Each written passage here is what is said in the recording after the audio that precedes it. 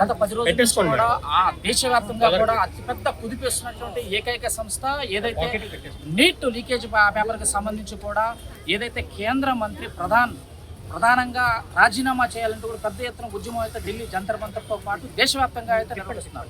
ఈ యొక్క ఉద్యమం యొక్క తీవ్రతరానికి కేంద్ర ప్రభుత్వం గారి తలకి ఈరోజు కేంద్ర విద్యాశాఖ మంత్రి రాజీనామా చేయడం అయితే చూస్తాను. ఆ సందర్భంలో ఈరోజు విజయవాడ ఏదైతే లెనిన్ సెంటర్లో అయితే విజయోత్సవాలు కూడా జెన్జీ ఆధ్వర్యంలో యూత్ ఆధ్వర్యంలో ఈరోజు చేస్తారు. మనతో పాటు జెన్జీ యూత్కి సంబంధించి దీంట్లో పాల్గొన్నటువంటి స్టూడెంట్స్ కూడా ఉన్నారు. అసలు వాళ్ళని అడిగి తెలుసుకునే ప్రయత్నం చేద్దాం. మేడం, ఇప్పటి వరకు గత 10 రోజులుగా జరుగుతున్నటువంటి ఉద్యమంకి ఈ రోజు అయితే మీకు గుడ్ న్యూస్ అయితే వచ్చినట్టుంది, ఎలా చూడాలి?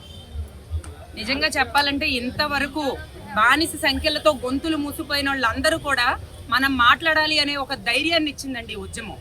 ఈ రోజు మనం ప్రశ్నిస్తే ఏదైనా జరుగుతుంది, ప్రశ్నిస్తే రాజ్యాలు కూలుతాయి అనే ఒక లెసన్ అయితే ఈ ఉద్యమం నేర్పించింది.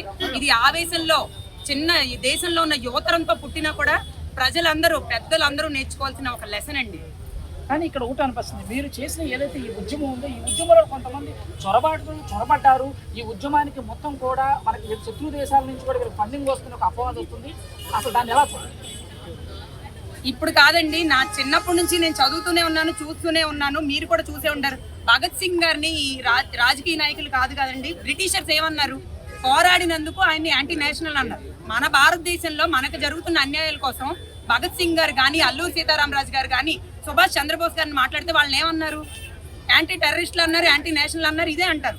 ఎవరు ప్రశ్నించినా ఇదే అంటారు. ఫండింగ్ ఉందన్నారు. బీజేపీయే ఇప్పుడు లీడింగ్ పార్టీ. అక్కడ ఇంటెలిజెన్స్ సెక్యూరిటీ కాపాడాల్సిందంతా వాళ్లే.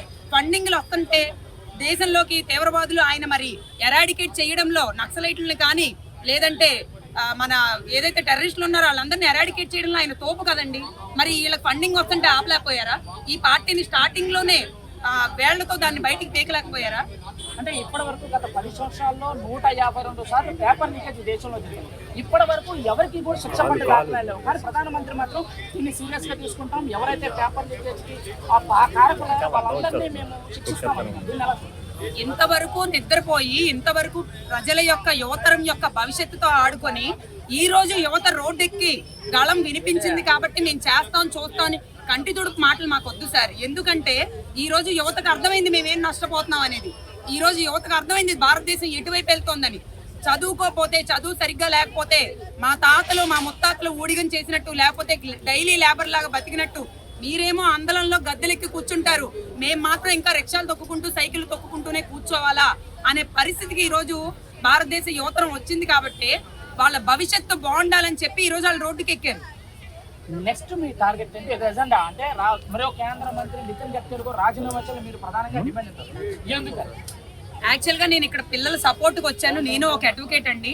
ఎవరి ఎజెండా అయినా సరే, ఏ పార్టీ ఎజెండా అయినా సరే, భారతదేశ ప్రజల సంక్షేమం కోసమే, భారతదేశ ప్రజల యొక్క పరిరక్షణ కోసమే ఈ ఎజెండా కాకుండా, ఈ మోటివ్ కాకుండా ఎవరు పని చేసినా సరే తప్పకుండా వాళ్ళని లయబిలిటీ, అకౌంటబిలిటీ చెయ్యాలి. ఈ ఉద్యమం అకౌంటబిలిటీ మీద వచ్చింది. అలాగే ఏదైతే భారతదేశంలో మన రాజకీయ ఏదైతే ఉందో, ఇప్పుడు ఒక ఆఫీసర్ తప్పు చేస్తే సస్పెండ్ చేస్తారు. అదే ఒక రాజకీయ నాయకుడు తప్పు చేస్తే ఎటువంటి యాక్షన్ లేదు, అకౌంటబిలిటీ లేదు. దేనికి? ఒక చదువుకొని నిశాని కూడా ఈ రోజు భారతదేశ యువతరాన్ని నడిపిస్తుంటే చదువుకుని ఐఏఎస్లు అయ్యి, ఐపీఎస్లు అయ్యి మీ కింద పనిచేస్తున్నారు. అలాంటప్పుడు మీరు ఎంత అకౌంటబుల్ గా ఉండాలి? ఆ అకౌంటబిలిటీ కోసం వచ్చిన ఉద్యమమే ఇది. అలాగే ఏ ఉద్యమం అయినా సరే అకౌంటబిలిటీని తీసుకురావాలనే కోరుకుంటున్నాం. ఈ ఉద్యమం ఈ రోజు సాధించిన విజయాన్ని ఎలా చూడాలి? మీరు ఏదైతే జెన్జీ యూత్కి ఇచ్చేటువంటి ప్రధానమైన సందేశం? మామూలుగా ఈ ఉద్యమం నిజంగా ఈ జెన్జీ జనరేషన్ అందరూ ఏమనుకున్నారంటే వీళ్ళకి వర్క్ చేయడం రాదు, వీళ్ళకి స్మార్ట్ తప్ప ఇంకేమీ తెలియదు. కానీ ఆ స్మార్ట్నెస్ లోనే, ఆ స్మార్ట్ జనరేషనే ఈ రోజు ఆ సోషల్ మీడియాను వాడుకుని నిజంగా చెప్పాలంటే సెంట్రల్నే కదిపేసిందండి. సో ఈ జెన్జీ ఇక్కడితో ఆగిపోకుండా ప్రతి సమస్య పైన పోరాడాలి. భారతదేశంలో చాలా సమస్యలు ఉన్నాయి. మెరుగైన వైద్యం లేదు, విద్య లేదు, చెట్లు నరికేస్తున్నారు. ఈ రోజు భారతదేశ ఎన్వైరన్మెంట్ ఎలాగైపోయిందంటే అండి, ఇప్పటికి వర్షాలు లేవు. మనం మళ్ళీ కరువుల్లోకి వెళ్ళిపోయే పరిస్థితులు అయిపోయింది. ఎవరు చేసుకున్నది? మనం చేసుకున్నదా? మన బిడ్డలు చేసుకున్నదా? రాజకీయ నాయకులు చేసిన తప్పిదాలు, వాళ్ళ ఆకలికి భారతదేశం ఈ రోజు ఆవిరైపోయింది.